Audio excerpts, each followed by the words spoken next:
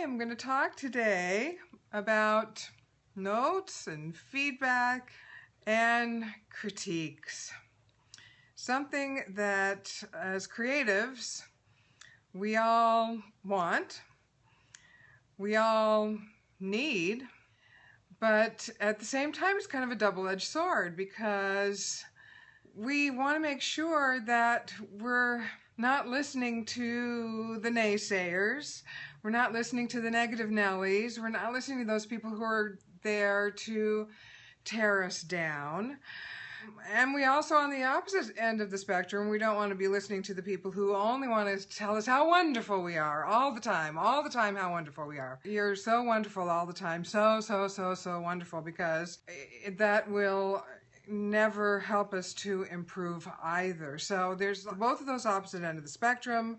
It's neither one of which is going to help us. One's going to make us feel really terrible about ourselves if we listen to it, and the other is going to make us wonder, like, really, I can't be that great all the time. I know that there's got to be times when I can do something to improve myself.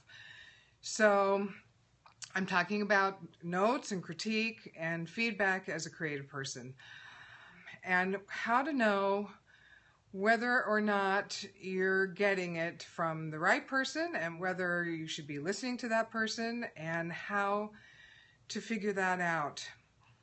Now, when I was coaching actors and writing stuff for them as a director and directing them, the first thing we would do is I would write a 4 to 5 minute monologue for them. It was in the context of a TV show that we produced on cable.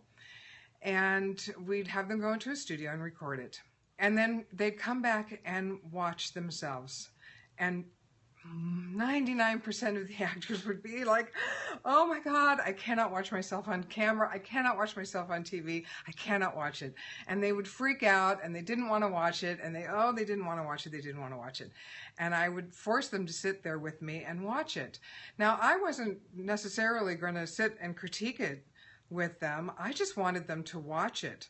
I wanted them to get some reality on what they did and be able to start to see themselves. Obviously, in the first time they saw themselves, they were not going to be able to see themselves objectively because they're like too freaked out. But I will tell you that we would do it again and we would do it again, and then we'd do a longer piece. We would do a 30-minute piece with another actor. And it didn't take too long before the actors could start to see themselves objectively, much more objectively than the first time, and maybe not completely objectively, but far more objectively than they ever had been able to see themselves in the past. And they grew to be able to say, you know what, I think I did really well on that piece there, but there, I don't like what I did.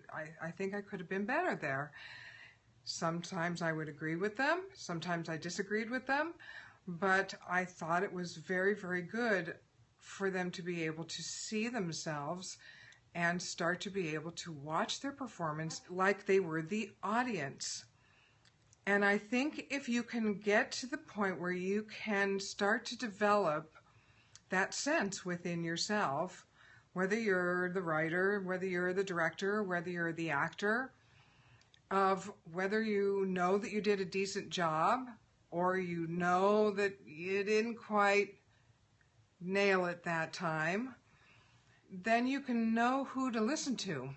Because then when you know you did a really good job and somebody says, yeah, that wasn't really good, you know, I didn't really believe that, you know that's probably a negative Nelly who just feels threatened by your talent or your ability or has some problem within themselves, and they have a problem dealing with you or what you've got going on, and you just don't listen to them. So I advise directors in the same way now.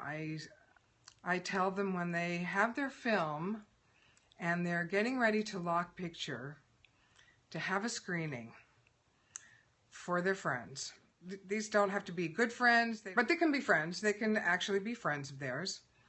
And I want them to sit in the room and screen the film for them.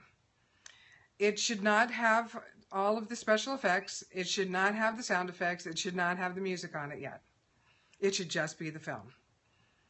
Because if you have to have the special effects on there to sell your film, then there's something wrong with the film. And if you have to have the music on there to sell your film, then the music is just to enhance the emotional impact. It's not to make your film. So screen it for some people. Be in the audience. If you feel uncomfortable at any given moment in that film, that's a moment that has to be fixed. If you feel like you have to explain something, like, let me tell you what's really going on here, that's a moment that needs to be fixed. If people laugh and it's not supposed to be funny, that's a moment that needs to be fixed. If it's supposed to be funny and people aren't laughing, that's a moment that needs to be fixed. It's a really good indication of what's going on, and it will tell you what you need to do, and it's going to give you a really good sense of how well do I know my work? How well did you judge it before it went out to be seen by people? That's your barometer. How much do you need those notes? I'm dealing with this now because I have a screenplay that I've been sending out. It placed in a contest. It was requested by someone at a major studio. I've been pitching it. I've been getting some notes back on the pitches, and they've all been decent notes. They've all been nice. People seem to like the idea of the story. But there's this one piece that everyone seems to comment on, this one character, and everyone seems to have a very similar comment on this one character. And I finally went to my screenwriting mentor and said, is it the way that I'm pitching it, or is it the screenplay construction? Is there something in this character? Is there something? And we looked at it, and I'm rewriting the first act. So I trust this guy. I think he gives me good notes, and I always go to him with my screenplays. And so I just rewrote the first act and sent it to him, and I'm going to get notes from him tomorrow. So it's sort of like, and this is something that has gone out. It's something that's gone out to people that I, was kind of hoping I might be able to land a producer, a co-producer, a producing partner, get some money for. And so it's something that I had sent out, and I thought I had a really good, solid project on my hands, and now I'm pulling it back and reworking it. So it's been on my mind, these notes and critiques and feedback, and at what point do you stop needing it? And I don't think you ever stop needing it. I think you always, as a creative person, need it, but you need to be careful who you get your notes and feedback from.